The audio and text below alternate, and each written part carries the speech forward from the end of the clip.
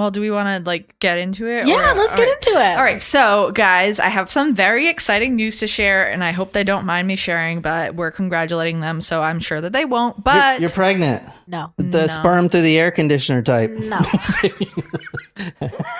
Jesus Christ. But two of our longtime supporters and friends and my family, Danny, my cousin Danny, and Shannon got engaged. So congratulations. I'm so excited for them. They were at our first show ever and everything. Yes. Thank you, guys. I thought they were already married at that point. No, they've been together for a long time. But I am Danny, what were you waiting for? Jesus, took you forever. But yeah, congratulations to them. So today's surprise shot is for Danny and Shannon. Surprise shots, surprise shots. We don't know what they are because they're a surprise. Cheers, guys, to the happy couple. Cheers. Cheers. That was a peaches and cream shot with peach schnapps and whipped cream vodka. Ooh, yum. Good one. All right, what's up, everybody? What's up, John? We're going to do the Gypsy-Rose story-ish. I'm not going to do the whole story because I've already done that. I've already done the whole story. You can go back to the episode to listen to that. But she just got released from prison December 28th, and she wrote a memoir called Released, and I thought it would be good to go over it. I don't know. What do you think? Very curious what she has to say. I mean, episode 50 was one of our more popular ones. Was that 50? Best. I remember it very well. Episode 50 was, to me, still, it's one of my favorite cases we've ever done because we covered it obviously before anything came out on Netflix or Hulu or whatever, recreating this. And so we went into the story not knowing anything about it, and you told it in such a way where we did assume that she was wheelchair bound. And oh, I did that? Yes, I remember. And you were like, oh, she moved out of a wheelchair. How did she do this? I remember it very clearly. So I guess I'm a master storyteller. You are a master storyteller in how you presented that case. There are a few that really, really, really stand out, but that was a few out of them. 600 or whatever. That was a very memorable story.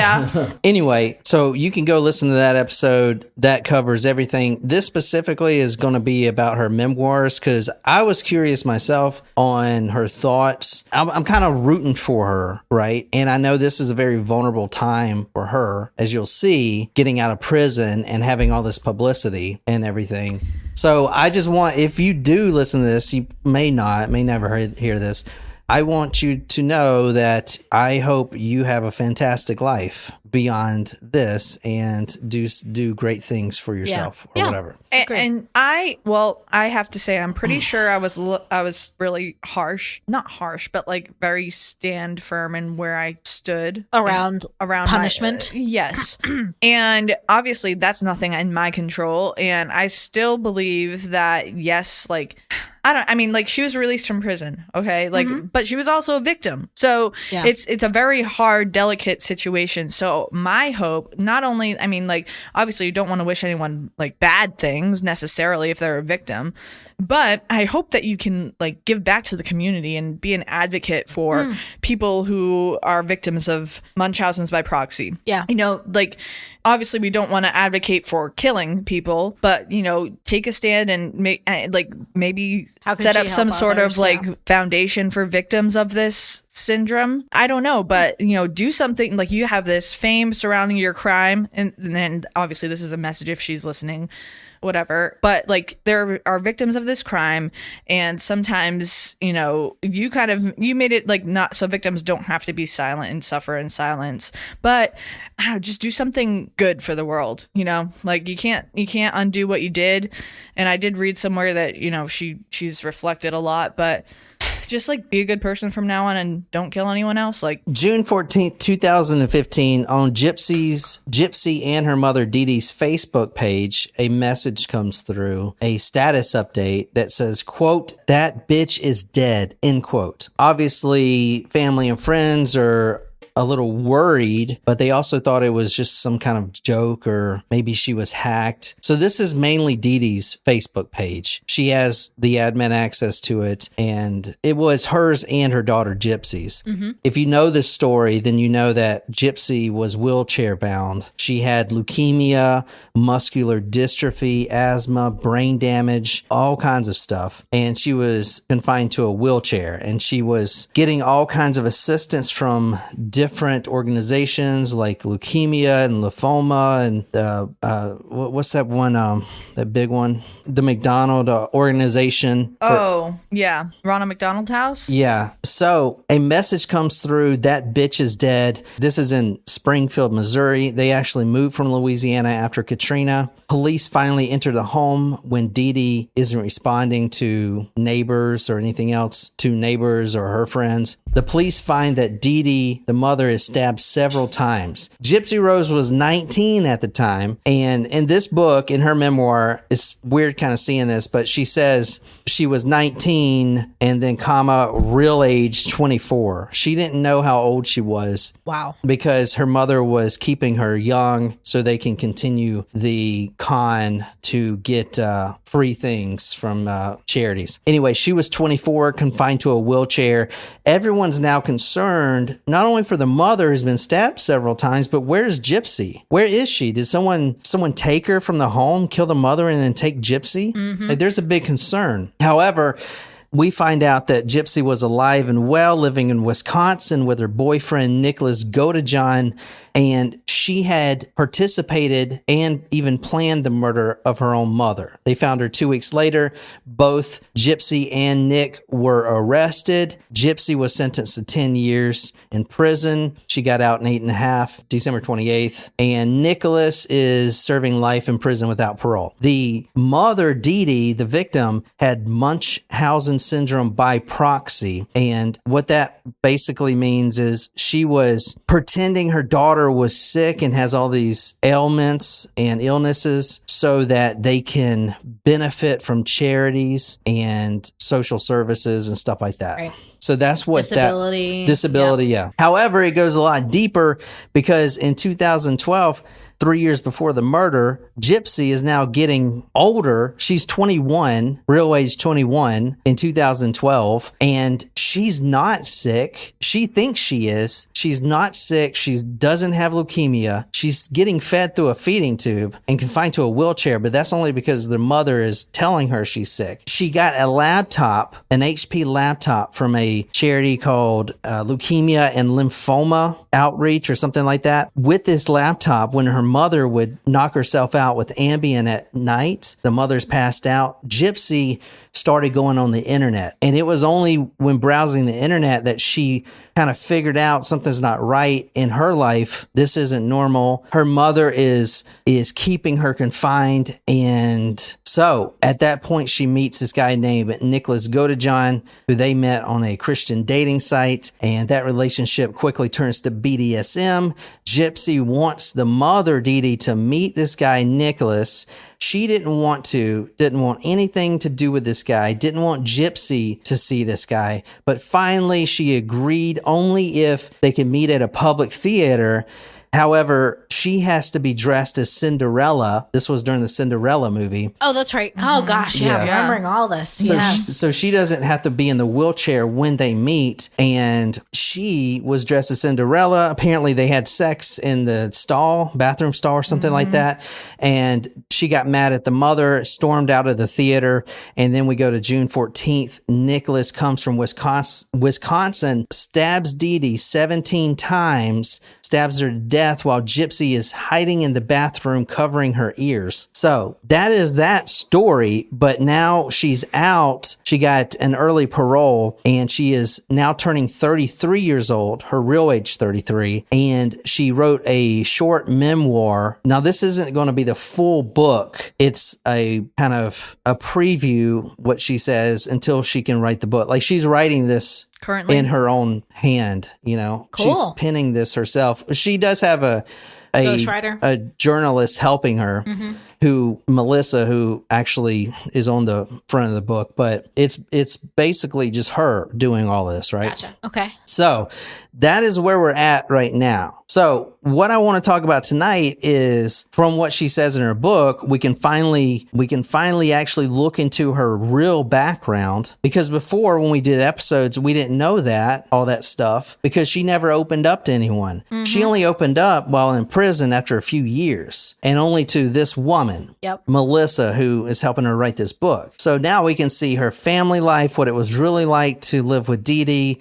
You know, what about her father? Was her father really an abusive drunk? You know, stuff like that. Mm-hmm. Like with her real life, we can actually see a teaser about what she was living through. Yeah. So that's what this episode's about. So a lot of this is Gypsy reflecting on her decision. She knows she did something terribly wrong. She betrayed her mother, got her mother killed, and you know, she's still struggling with that. You can definitely tell in her book. Mm-hmm. But I want to start. In 2018, she was taking a mandatory class in prison called Impact of Crime on Victims class, or ICVC for short. Mm-hmm. She was to write a letter to a person she committed a crime against, which would be her mother, Dee Dee. Okay, and so I want you to kind of read the letter. It's pretty short. Mother, I am now 28 years old and in prison for my part in your murder. And although I can never justify my crime, nor can any letter or apology give back the life that was taken, I am writing this as if you were physically in front of me to express all that I have held in for the whole of my life. I am writing this letter having had nearly 5 years to feel the emotions felt when expressing the words written. Every day since your death, I have had nothing but time to reflect on the choices that have led me to where I am today. Moreover, of how your own actions formed the circumstances around mine. The woman writing this letter to you is far different than the girl who was once broken and desperate to live what I would later to come to understand as just an average life for a young woman. Living 23 years of my life with you as my only guardian, the one person who had the responsibility of shaping who I could grow up to become. Unfortunately, my upbringing was a far cry from that which it should have been. Starting from my birth, going into my young adulthood, being isolated from having any other human interaction other than with you was lonely, and has affected my ability to have appropriate social skills necessary to make healthy social interaction with others. The many unnecessary medical surgical procedures and medications that were forced on me to treat illnesses that I did not have left my body marked with scars, both physical and emotional. Your choice not to have me educated growing up has made it difficult to gain appropriate level of education needed for a woman of my age, and has caused a depleted self-esteem in my ability to make achievements in society. When mentioning the lack of life experience that was withheld from me by your choice as my mother, you not only took away the normal experiences that shape an individual to be who they are or could be, but you made the choice to keep me from the best things in life that make a life worth living as a youth. The innocent joy of having a first day of school, the fun of going to a mall with friends and buying a dress that would surely never pass your approval, the excitement of being asked to prom, the comfort of your embrace when getting my heart broken for the first time, the nerves of awaiting that college acceptance letter. These are all things that I was not able to experience. It would be many years before I was able to fully understand the reasons why I grew up being isolated from others, being taken to hospital after hospital, doctor after doctor, without anything being medically wrong with me. Waiting for the next time your hand was to strike me for simply trying to make a friend. Fear, manipulation, and isolation were all I knew of your kind of love. And the lingering question of why I was unable to be allowed the one thing that everyone else seemed to have, the ability of free will. Mom, after all that has happened, I have been searching for answers and spending my time trying to learn about myself as a person, trying to make sense of why all these events unfolded with this amount of tragedy. I want you to know that I now understand that you were mentally and emotionally unstable when raising me, and that your actions were the result of a disorder called Munchausen by proxy. that creates abuse inflicted on a child due to the mental illness of a parent. With now having the answers I sought to find, I am finally able to let go of the resentment I held against you and forgive you. And moreover, I want to let you know that I'm sorry for having a part in your death. Murder was never the answer or solution. There is not a single day that you go unremembered, and I will carry this regret and remorse for the rest of my life. I will always love you for bringing me into this world, and I will remember you with the love for the woman I know was a good person behind the mental disorder. Going forward, I will take my past and turn it from pain to perseverance, advocating for children who have suffered abuse at the hands of a parent, sharing my story with others to spread awareness of what Munchausen by proxy is and the ways people can recognize the warning signs, in the hopes that I can educate and make the next child who wonders, why is mommy doing this to me, that much braver to reach out for help, telling a listening ear before he or she is behind bars for thinking murder is a way out. I can never undo the hurt that was caused by my actions, but I hope by doing this I am remembering you well and making a positive difference with your memory. I love you, Mom. All right, so that was her. That was intense. Yeah. So she wrote that by herself. She seems pretty. That was very well written. Yeah, I know. Very, very well written. Gives a different perspective on things for sure. Yeah, for sure. Hey, Martin. Hey, Martin. Hey, what's up, Martin? Hey, Wolfie. Hey, Wolfie. Hey, so here's the thing to know about this relationship that it's obvious if you read her memoir. The mother, Dee Dee, was suffering from a disorder, but she really did love her daughter. This is a picture in better times of her and Gypsy. You see, they always wore the same outfits. You know, that to me shows some sort of compassion and love. She has a disorder, and that disorder is not her fault per se, but that's the reason it left her to betray her own daughter, if that makes sense. Right. I mean, it's just hard to because Gypsy was a victim, Gypsy was the primary victim.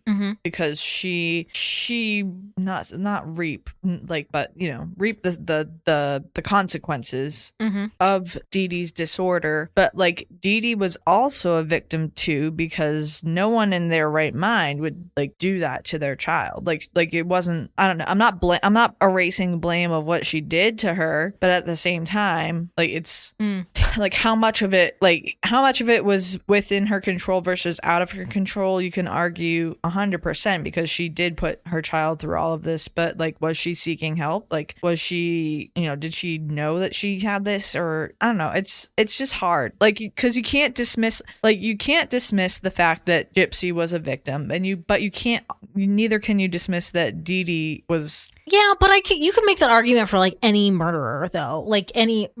No one in their right mind would maybe murder another human being or kill somebody. Right. But I mean, the abuse that the mother did against Gypsy was so prolonged. It's not like it was a crime of passion. I get it was a mental illness and a sickness that her mom had.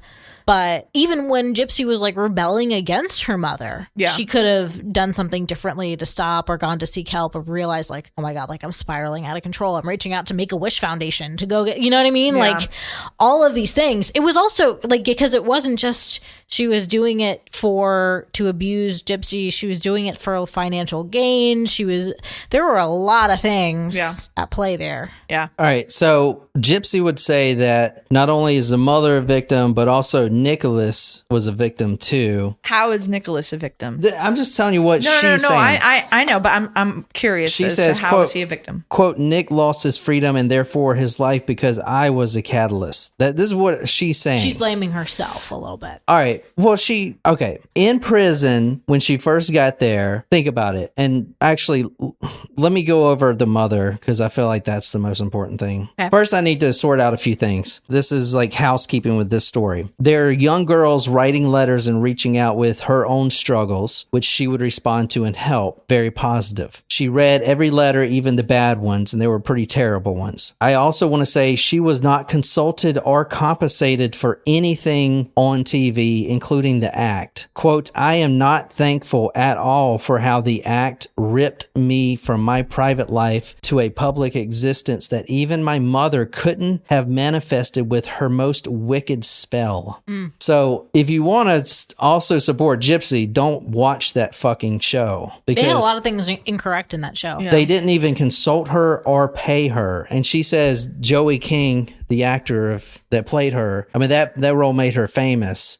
Gypsy did get addicted to Suboxone, which is what they give opioid addicts to curb their like desire type thing, like a methadone. It's like Suboxone. And I found it interesting. She was addicted to drugs when she got into prison because of all the medication her mother was feeding her. She was addicted to opioids because she was taking them for pain, which she never even had. Wow.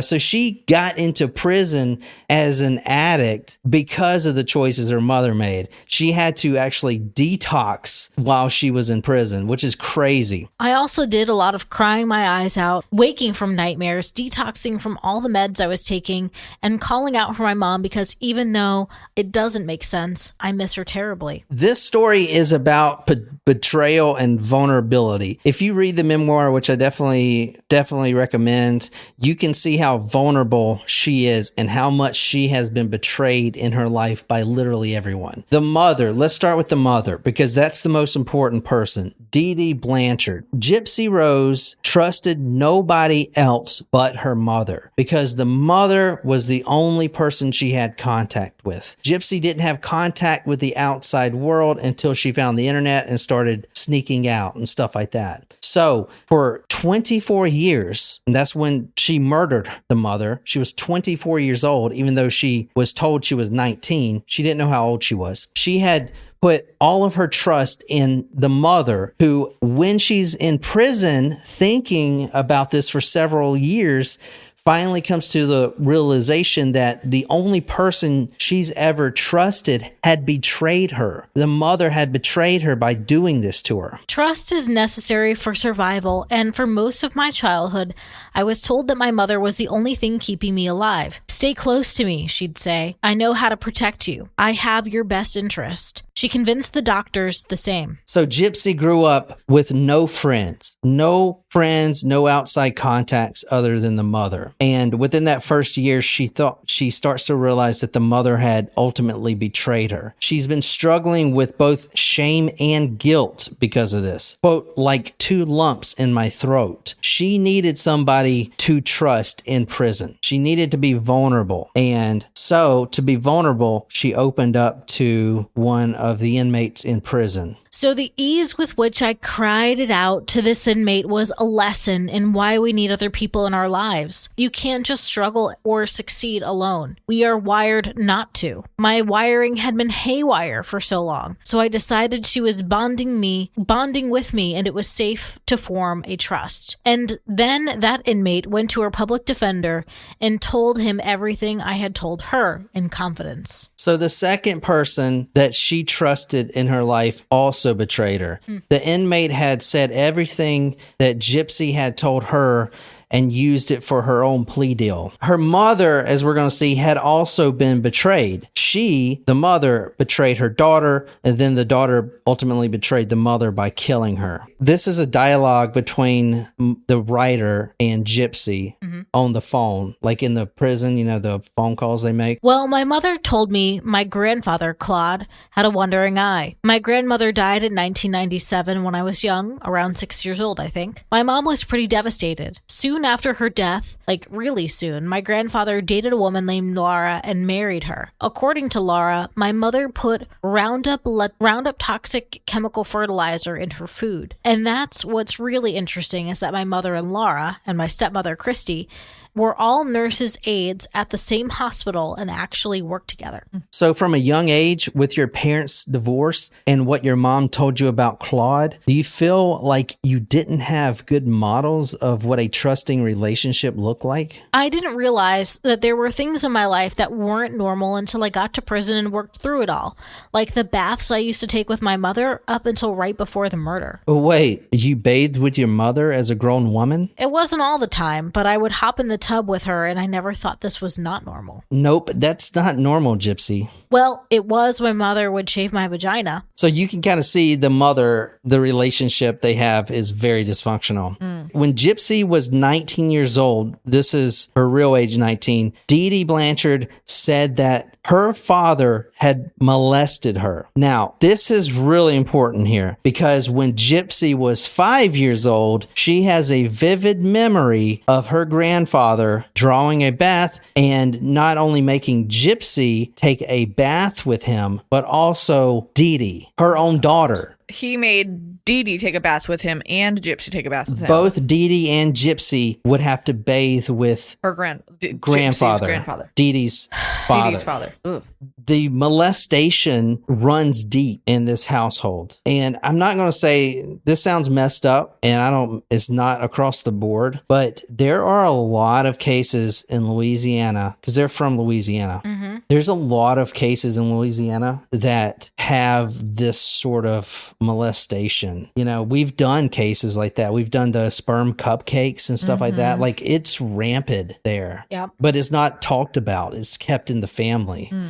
And that's not the whole board, obviously, but I think it is pretty prevalent in a lot of those little, way out in the swamps and the boonies, yeah. In 2001, Dee Dee had a car accident, and that's when Gypsy and her lived with Dee Dee's father, Gypsy's grandfather, and his wife. And at that point, when Dee Dee was recovering, she's 24 at this point, the grandfather is taking both of them into the next room and molesting both of them. He denies it, but, quote, he did those things to me too. So we kind of see how the mother is getting her personality. The mother shaved Gypsy, like in the bath, her vagina, to make her, quote, clean. The grandmother of Gypsy also had Munchausen syndrome by proxy. Really? Yes. She thinks Dee Dee. Wow. She thinks her mother, Dee Dee, shaving her and bathing her all the time, needing her, quote, little girl to be clean, is because of the abuse that she had suffered. Dee Dee was betrayed by her father, Gypsy's actual dad, who left the family. That's a betrayal for the mother, Dee Dee. Now, when I presented this case the first time, I'm pretty sure that I presented it like the father is an awful person. However, in recent developments with Gypsy in prison and the actual father reaching out, it may not have been that way at all. The mother, Dee Dee, has put lies into Gypsy's head about all of the family members, strategically. She would say the father doesn't care about you, this, that, and the other. She said when your dad got drunk and you were just an infant, he would pick you up and, quote, shut her up or I will, and how he wished you were a boy instead. The father left the mother for a coworker and friend named Christy. So all this stuff she's believing even while in prison. However, quote, Christy is my mother now. I don't know where I'd be without her. The public defender actually contacted the father and convinced Gypsy that the father was actually a good person, had no idea that she didn't have these ailments, and was restricted by the mother from ever seeing his daughter. So apparently the father was trying to be involved in Gypsy's life. Okay. So this is all stuff she's learning recently, right? This is like a confess all type of tell all thing, right? Yeah. Even in prison, you can see the mother's gone, the one she's trusted, the other inmate she trusted that went behind her back. She has no trust for anyone, even the public defenders. She doesn't know the severity of her crime, number one, but she doesn't have any trust in anything. She can't trust anyone. Yeah. And that's what's going on in her head. A little bit more about her life growing up. The mom never let her see the OBGYN because, quote, she was afraid it would take my virginity. The mother taught her how to shoplift while pushing her in a wheelchair. And this is because in Walmart, and I never thought of this, the handicap accessible doors, they don't have sensors on them. They don't have the same sensors. Right. Does the BJ's have those? I think no, they don't have sensors on the doors. No, like in the wall, if you steal something from Walmart, it's going to beep, beep, beep, beep, beep, beep, beep. When you walk out? Yeah, when you walk out. Yeah. Oh, you mean, I thought you were talking about bathroom. Oh, no. So you mean the doors that open to be handicap accessible or disabled accessible? Dee Dee would push, and Dee Dee was a pro at this, push Gypsy in a wheelchair. Gypsy's wearing her princess dress because she's got to look the part. And Dee Dee would knock something off, maybe some cotton swabs or whatever they need, and then Dee Dee would put it under her princess dress. And then they would go out the handicap only door where there's no sensors. Okay, and no one checking receipts or anything. Yeah, because who's going to check a girl for leukemia? Even if it does go off, you're not going to check a girl with leukemia. Yeah. I thought you meant like a handicap stall in the bathroom. I'm like, we don't have sensors on those, which immediately reminded me of Curb Your Enthusiasm, but I'm not going to go on that tangent. Go on. Sitting in a wheelchair helps to more easily knock items into your lap and shove them under your princess dress, she says. The food my mother blended and fed into my feeding tube was a ruse. The Make-A-Wish trips were as fraudulent as the medical records and the birth certificates that my mother doctored. Sitting in prison, I found that my recollections of what my life comprised were erased one by one. It was as if the entire backdrop of my life had been a giant green screen, just the projected images of a home, a mother, a community, all of which, with just one flick of a button, a light turned off, were revealed to never actually be there. The mother had made Gypsy feel like she was sick, dying sick. There's photos of her being a baby sitting on a hospital bed. So this happened, but her first memories are being confined to a hospital bed in the house, and she has nothing wrong with her. So her whole world, she thinks she's sick, right? She has no idea she's not sick. She has no idea that if she doesn't get her feeding through a feeding tube that she would die. She can't eat real food. Like, she didn't eat real food. She got it blended for her. Like, this is her life. This is how it was. Crazy. Gypsy, once she found the internet and kind of started figuring things out, she did run away at one point. And this was before Nicholas. She had met another guy. And then Dee Dee tied her to the bed. So Dee Dee goes and finds her 2 weeks later, living with this guy. Gypsy is 19, 20 years old at the time, but she thinks she's 15 or 16. So she's 20 years old. She runs away from the mother, lives with this guy. The mother tracks her down and says, will you come home? I'll take care of you. I'll change. I'll never be like this again. And we can talk about this. And once they got home, Dee Dee ties her to a bed for 2 weeks with a dog leash after she beats her senseless. The actual worst part is that she used my trust of her to get me to come home with her. She told me if I came home with her, she would let me continue to date him. I believed her, so I agreed. And it turned out to be a lie. Let's talk about the daily life for Gypsy. This memoir is a preview. A preview to her full book, which is coming out in 2024. Okay, I didn't know that, but that's why it's so short. Yeah. Daily life for Gypsy living with the mother is this, and you can see how dysfunctional this is. She would wake up with the mother in the mother's bed at 11 a.m. They would both wake up. She would get Gypsy's medicines ready. Now, these medicines are for cancer, they're for pain, they're for everything that she doesn't have, but she's still taking. The mom would then bake some Pillsbury biscuits. And when the house smelled buttery, she would prepare Gypsy's Pediasure and other meds. She was taking a lot of meds through a feeding tube. So she would blend up the biscuits in the feeding tube, and that's how she would eat.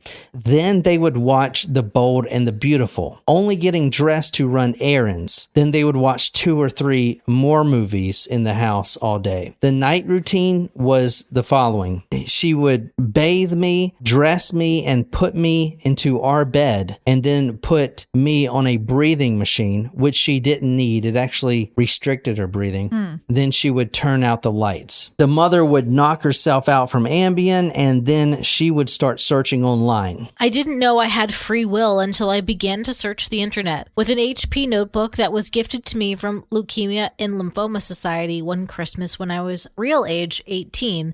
The charity thought I was 13. Mother would knock herself out with Ambien, and then she would search online, and her searches included the following. What do friends do together? other? What do relationships look like? How to kiss? How teens speak to each other? If she was caught for doing this, she would be scolded, and the mother would say she's having, quote, impure thoughts. And then the mother would physically, emotionally, and even supernaturally punish Gypsy. How supernaturally? Like curse her? Yeah, very good.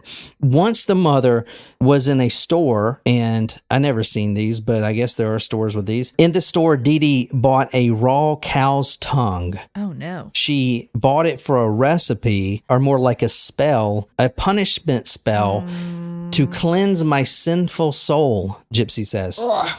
She would cast the spell and say, Gypsy will never find happiness. She will never be free. Wow, now, you got to keep... That's fucked up. You got to keep in mind that Gypsy has no idea of the real world outside of her home and her mother. If a pencil fell off the table, the mother would say, I did that with my mind. If the water starts dripping for no reason, the mother can do that with her mind. I don't remember that part. Me either. Well, no one does. It wasn't... She never. I know. I was just saying, like, that's new. These are also Cajun Louisianians. Yeah. And like voodoo, witchcraft, that stuff is huge down there. But for Gypsy living in this house, trusting the mother that not only that she's sick, but if I try to run away or whatever, bad things will happen.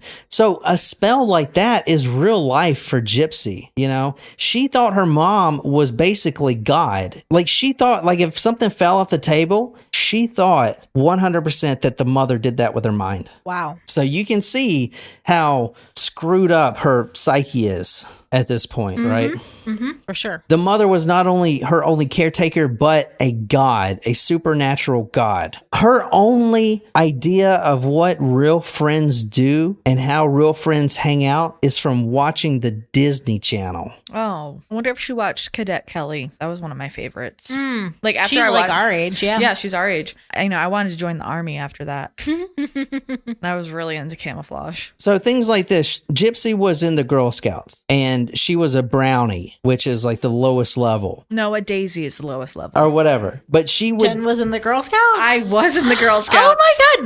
Do we know this? I don't know. I was, I think I made it to junior. I don't know if I got to cadet. I don't remember, but I was definitely... You were no Cadet Kelly, unfortunately. That's different. So what's a daisy and then brownie? Daisy, then brownie, then junior, then cadet. And then I don't know after that because I didn't get that far. Damn, man. I kind of want some cookies now. With all the medical stuff we're talking about, the mother would even numb Gypsy's gums to make her drool, so doctors would remove her salivary glands. All of her teeth decayed. Mm-hmm. That's also because she was sneaking in candy and soda and stuff. Yeah, and she wasn't brushing, because why do you need a toothbrush? She didn't have a toothbrush. You eat through a feeding. Let's talk about this Nicholas guy and her meeting him, because I didn't know any of this stuff. She never said any of this stuff until now. But her sexuality, or what she thinks sexuality should be, is a little confused. Sexuality. It's like... I'm sorry. It was just funny the way you said that. Sexual healing. Like, for instance, in prison, she became a, quote, pillow princess 4 times.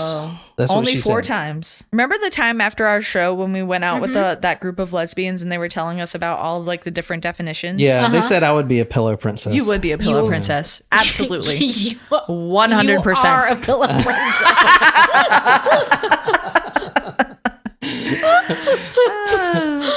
That was a fun time. They were fun. I liked them. Mm-hmm. They were fun. All right, let's talk about the one last thing, her sexuality, because it's all screwed up, right? She meets Nick on a Christian dating site. So her life is nothing but betrayal. Brandon's also a pillow princess. I feel like I probably would be a pillow princess. There's nothing wrong with it. No, there's nothing wrong with it. Yeah, but you can't have both people being pillow princesses. You'll never get anything done. But I think, like, we both are. That's here's me. I feel like it would depend on the person I was with, probably. Like, because you could be like very like depending on think about your past relationships. Like I prefer not to. All right, so don't. But like think about like is there like if you had someone that like you were more like ooh, I want to like do stuff to you versus like ooh, take me. You know what I mean? Like maybe. I don't know. I feel like it would depend on the person. I don't know. But I'm gonna say that next time. Take me. I can totally see you saying that, Maybe and I don't also want to see you saying it, but I can just see you laying there being like, "Take me, Nicole." No, that's not how it works. It's usually like, I'm too tired. I can't move. He's probably like, do something with this. Like, can you please do something about this? Nearly verbatim. Yeah. It's like he's gotten it down to the lengths to like, baby, and you're like, have to know what that means. Yeah. So sad for you. Even Nicholas Godejohn. Yeah. She met him on a Christian dating site. She trusted that she wanted to find a normal boyfriend, a good God-fearing boyfriend, and eventually husband. Let me just interject. I'm so sorry. Like most people, no, I can't even really comment on. Like if you want to go find a normal boyfriend, I feel like don't go to Christian mingle. Yeah. Or dude, we're like almost done. Oh, okay, cool. Yeah. Well, yeah. This is a short memoir. Oh, because it's not the whole thing yet. It's not just the whole a little thing. Taste of it. It's a little taste of it. I just wanted to, because we didn't know any of this about her mother and stuff. Right. You know, and it does turn out the mother is a victim as well. She was abused by her own father. You know, her grandmother was poisoning her as well. Dee Dee spent most of her life in hospitals as well as a kid. Her grandmother also had this syndrome. Yep. It may not have been genetic. It was definitely got passed on somehow to Dee Dee. Anyway, everyone... Nature versus nurture. Everyone Gypsy trusted has betrayed her. She met Nicholas on a Christian dating site because she wanted someone real and someone faithful. She trusted him and he betrayed her. Her profile on that site was, quote, "I'm a very happy, bubbly girl that is interested in sci-fi and fantasy. I am a virgin and I am waiting to commit myself to my husband." Now, Nicholas was a lot of personal info to put on a dating site, but then again, she didn't know. So I mean, you know, Nicholas was into BDSM, and that's where you see all those photos of Gypsy-Rose in the lingerie. I forgot about that. Licking dildos and stuff. I forgot about those. So Nicholas would make her send videos of herself and doing stuff. Like, for instance, he bought her a dildo from Japan, and she had to make a video of herself licking this dildo. And must not have been a very big one if it was from Japan. And he would tell her, "Good girl, you're being such a good girl." And if she did something wrong, like for instance, if she didn't call him master, then she would get punished. How she reckons it is like this. His love for her was, and she uses this term, a carrot and a stick. Her whole life has been carrot and a stick. Like her mother, if she pretended and went along with what her mother says, she would get more freedoms, this, that, and the other. But if she didn't, that carrot will be pulled away. Yeah. Nicholas was the same way. That was like one of her first real loves. And he would love her. "Oh, I love you so much. But if you don't perform right, if you don't call me master, I'm going to pull that love away a little bit. And I'm not going to love you as much," kind of thing. So a constant betrayal. Anyway, Nicholas most likely saw that this profile, "I'm a very happily bubbly girl, I'm a virgin," and this dude's into BDSM and all kinds of crazy shit. You know, he took advantage of her. Yeah, for sure. 4 years after the murder, Gypsy meets a new guy and Nick finds out about it. Nicholas writes her saying that it is adultery that he took her virginity, so by, quote, God's law, they were married. This is just another betrayal. So her whole life has been nothing but betrayals. That's why I'm pulling for her so much, you know, because she's very vulnerable right now. She's out of prison. And you know what? I think it's good that she did get sent to prison. You know, at first I was like, you know, just don't even send her to prison. It's not her fault. But think about if she didn't go to prison and she didn't learn these things. She didn't even know what Munchausen by proxy syndrome was until she got to prison. Yeah. She didn't learn about trust and vulnerability or anything until she was in prison. I feel like that time may have really done a lot of good for her. You know what I'm saying? She learned a lot about life. Yeah. So I don't know. That's just the little memoir episode. She's going to release a full book, but I just, we're pulling for her. I think the majority of people are pulling for her. I think so too. I would agree with that. I think more so now, like that more and more has come out about what happened. Mm-hmm. You can find more of her photo. Yeah, there's plenty of photos of her doing all kinds of crazy shit, BDSM stuff, but yeah. Well, she's married now, so she found her husband Ryan, so good for her. But... Yeah, she's married as of 2022. Apparently this guy Ryan wrote into her and they became friends and eventually married, so they're married now. And she says the D is fire. So that's right. We did see that in one of the posts. So best of luck, I mean, yeah, and I'm sure we'll do another part when her full memoir comes out. Honestly. Yeah, and she's gonna be struggling for a long time.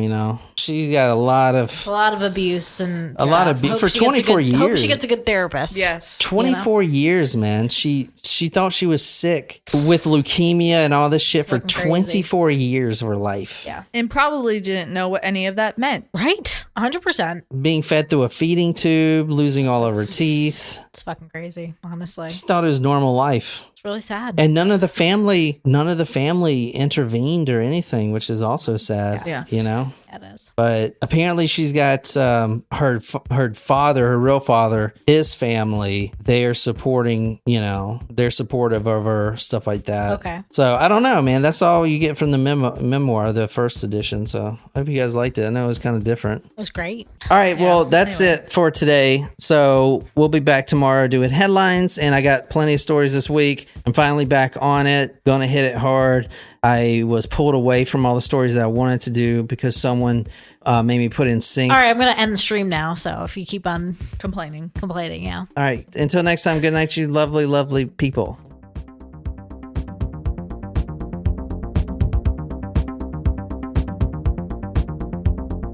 I kind of run this shit.